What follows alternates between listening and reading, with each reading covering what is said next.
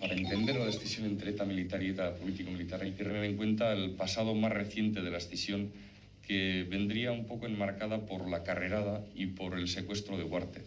Es decir, la carrerada elimina el franquismo sin Franco, y en ese contexto ETA militar pretende desarrollar una organización armada exclusivamente militar.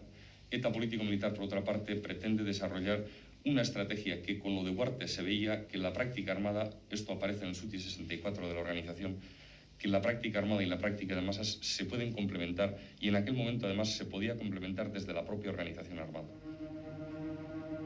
Proof and pretext for the ETA split into hardline and moderate groups occurs on the 13th of September 1974. It is the first action of the organization which can be described as blind terrorism. The toll, 13 dead and 80 injured in a Madrid cafe frequented by extreme right-wingers and the police.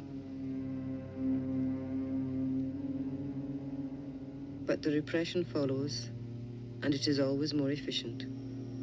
In 1975, for the first time, the police managed to infiltrate ETA.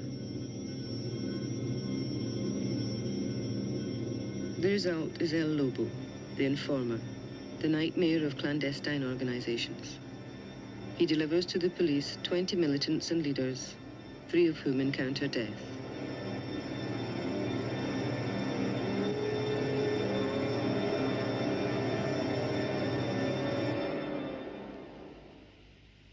Among them, Chiqui, 20 years old, member of ETA.